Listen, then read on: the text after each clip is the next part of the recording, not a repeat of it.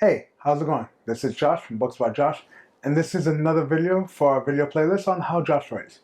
In this episode, we talk about how Josh writes a book. So let's get started.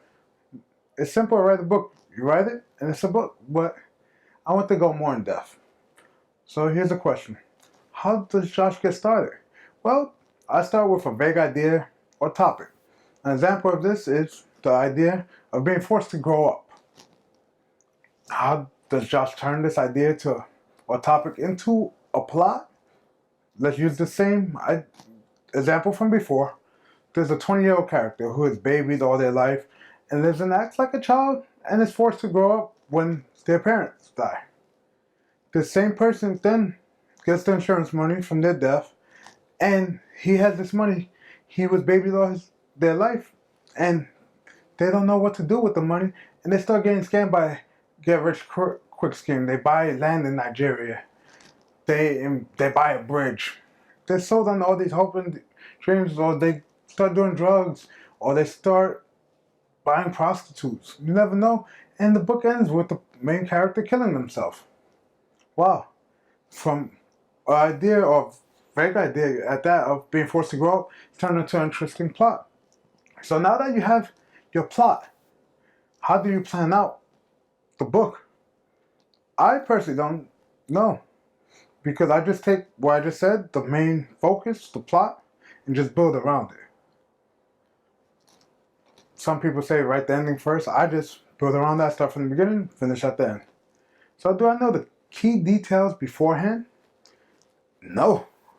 I have some idea on what the ending is going to be and some key plot points that I want to implement in the book, but they change as I write. Now you're thinking, Josh, what do you mean it changes how you write? You're the writer. How can it change? I'm not the writer. I'm just the narrator. I'm retelling the character's story. The character chooses where the book goes and what's going to happen in the book. What do you mean the character chooses? The character isn't living. That's where you're wrong. When you write a book, you're giving your character a life.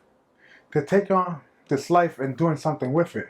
So my characters have their own voices based on who the character is as a person, and they dictate where the book ends up. And the book is more believable that way because it's from the character's point of view. Okay, so now, Josh, you actually got everything down. You got the beginning, middle, and the end. What do you do? Well, I actually go back to the beginning and reword the entire thing, because my first draft is just me getting my ideas on the page. It's me vomiting on the page and making sure I don't lose those ideas right then and there. And the second draft is me making it sound good. So when I go back and reword everything, it sounds good. But I'm not done yet, because then there's a third draft, which is me editing the book. Good thing, Josh, you mentioned edit, because I want to know, how do you edit your book? First, I do the lazy thing. I copy each chapter and insert in Grammarly, and that takes care of all the basic grammar errors, and that's fine. But guess what? That's not real edit, because that's machine. Machine, what do you mean?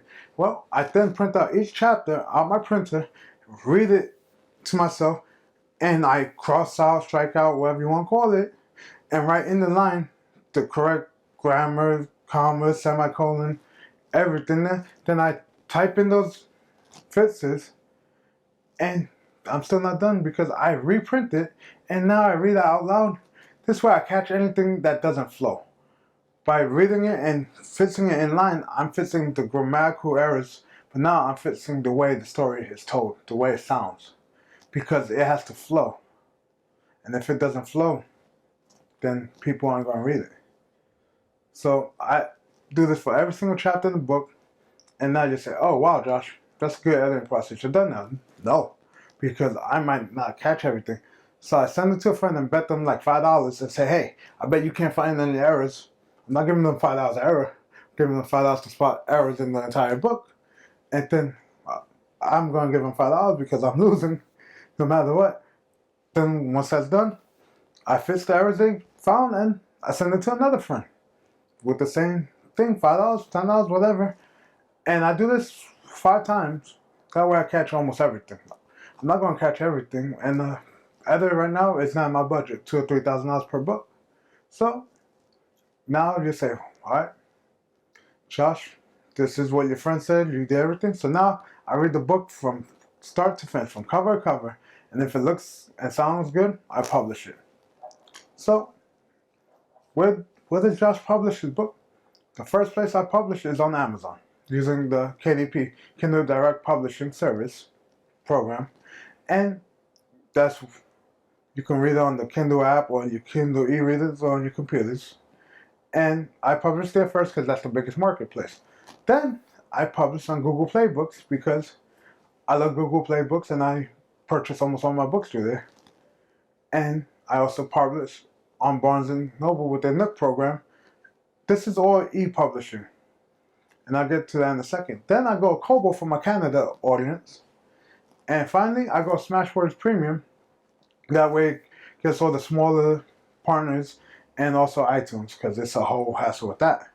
And I'm going over all the digital versions of my book because I don't publish physical copies except for myself in the meantime because it sells less than digital. So that's a topic for another video. So now that my book is published, what do you do next?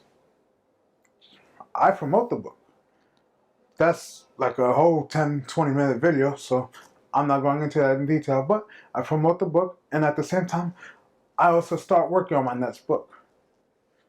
That's my process, and it's long. And I know what you're thinking. Hey Josh, do you mind if I borrow this process? I don't care, but I don't recommend it because this is the process that works for me.